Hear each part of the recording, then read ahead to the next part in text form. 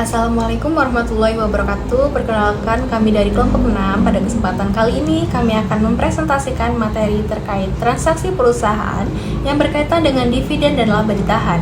Sebelumnya, izinkan kami memperkenalkan anggota kelompok.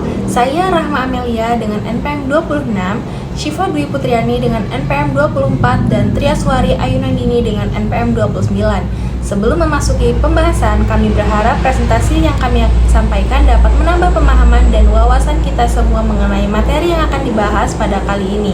Demikian pembukaan dari kami, selanjutnya kami masuk ke pembahasan materi. Teman-teman, pernah nggak kalian berpikir kalau sebuah perusahaan mendapatkan keuntungan yang sangat besar, apakah seluruh keuntungan itu langsung dibagikan kepada para pemegang saham? Jawabannya ternyata tidak. Perusahaan harus mempertimbangkan berbagai hal terlebih dahulu seperti kondisi keuangan perusahaan saat ini, kebutuhan dana untuk operasional, serta rencana pengembangan usaha di masa yang akan datang. Oleh karena itu, laba yang diperoleh perusahaan umumnya akan dibagi menjadi dua bagian. Sebagian dapat dibagikan kepada pemegang saham dalam bentuk dividen sebagai imbalan hasil investasi mereka. Sementara itu, bagian lainnya dapat disimpan sebagai laba yang ditahan yang nantinya akan digunakan untuk mendukung kegiatan dan pertumbuhan perusahaan. Jadi, keputusan mengenai pembagian laba tidak hanya bertujuan memberikan keuntungan kepada pemegang saham, tetapi juga menjaga keberlangsungan dan perkembangan perusahaan di masa yang akan datang. Setelah memahami bahwa laba perusahaan tidak selalu dibagikan seluruhnya kepada pemegang saham, sekarang kita masuk ke pengertian dividen. Dividen adalah bagian laba perusahaan yang dibagikan kepada pemegang saham sebagai bentuk imbalan atas modal yang telah mereka investasikan. Besarnya dividen yang diterima biasanya disesuaikan dengan jumlah saham yang memiliki masing-masing pemegang saham. Dengan adanya dividen, pemegang saham dapat merasakan manfaat langsung dari keuntungan yang diperoleh perusahaan. Namun, pembagian dividen tetap bergantung pada keputusan perusahaan dan kondisi keuangan yang dimiliki. Semakin baik kinerja dan keuntungan perusahaan, maka peluang untuk membagikan dividen kepada pemegang saham juga cenderung semakin besar. Secara umum, terdapat beberapa jenis dividen yang dapat dibagikan oleh perusahaan kepada pemegang saham.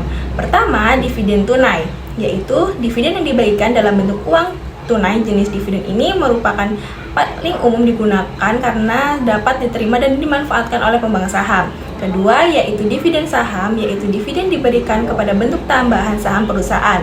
Pada jenis ini, perusahaan tidak mengeluarkan uang tunai, melainkan menambah jumlah kepemilikan saham para pemegang saham. Ketiga, dividen properti, yaitu dividen dibagikan dalam bentuk aset milik perusahaan seperti tanah, bangunan, kendaraan, atau aset lainnya. Meskipun tidak seumum dividen tunai dan dividen saham, jenis dividen ini tetap digunakan dalam kondisi tertentu. Jadi, perbedaan utama dari ketiga jenis dividen tersebut terletak pada bentuk pembagian, apakah berupa uang tunai, saham, ataupun aset perusahaan. Nah, selanjutnya ada contoh kasus dividen. PT Maju Bersama memperoleh laba sebesar 100 juta rupiah. Nah, dari laba tersebut, perusahaan membagikan dividen sebesar 40 juta rupiah kepada pemegang saham. Hal ini menunjukkan bahwa tidak seluruh laba dibagikan. Sebagian laba diberikan kepada pemegang saham sebagai dividen, sedangkan sisanya disimpan sebagai laba ditahan untuk keperluan perusahaan di masa mendatang. Kita lanjut ke materi pengertian laba ditahan. Laba ditahan adalah laba bersih perusahaan yang tidak dibagikan kepada pemegang saham, tetapi disimpan untuk kebutuhan perusahaan di masa mendatang. Laba ditahan digunakan sebagai sumber dana internal perusahaan untuk mendukung kegiatan operasional dan pengembangan usaha. Kemudian kita masuk ke fungsi laba ditahan. Ada 3, yang pertama menambah modal perusahaan. Laba ditahan dapat digunakan untuk memperkuat modal perusahaan sehingga kegiatan operasional perusahaan dapat berjalan dengan lebih baik. Yang kedua, membiayai pengembangan usaha. Laba ditahan dimanfaatkan perusahaan untuk memperluas usaha, membeli aset baru, atau meningkatkan kualitas produksi perusahaan. Dan yang terakhir adalah menjadi dana cadangan. Laba ditahan dapat dijadikan sebagai dana cadangan untuk menghadapi kondisi keuangan yang tidak stabil atau kebutuhan mendesak perusahaan. Oke, nah yang selanjutnya ini ada diskusi kelompok. Jadi soalnya itu PT Sejahtera memperoleh laba sebesar 150 juta dan membagikan dividen sebesar 50 juta. Nah, diskusikan yang pertama, berapa laba yang menjadi laba ditahan? Lalu apa manfaat laba ditahan bagi perusahaan? Lalu yang ketiga, bagaimana pengaruh pembagian dividen terhadap kas perusahaan. Lalu presentasikan hasil diskusi kelompok kalian di depan kelas. Oke, sebagai penutup materi kali ini ada 3 poin utama yang bisa kita bawa pulang sebagai kesimpulan.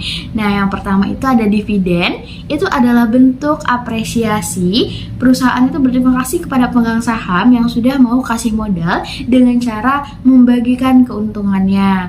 Nah, yang kedua itu adalah laba ditahan. Itu adalah instrumen strategis. Nah, ini bukan lagi sekedar sisa uang, tapi bahan bakar untuk masa depan perusahaan agar tetap kuat dan bisa terus berkembang. Nah, yang terakhir itu ada poin yang paling penting adalah keseimbangan.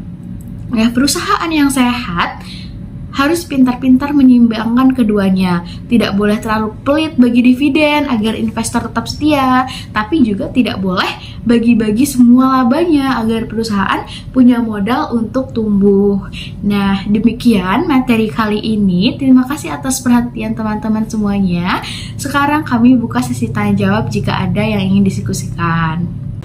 Terima kasih atas perhatian dan waktu yang telah diberikan. Semoga materi yang kami sampaikan dapat bermanfaat serta menambah pemahaman kita semua. Mohon maaf apabila terdapat kesalahan atau kekurangan dalam penyampaian materi. Wassalamualaikum warahmatullahi wabarakatuh.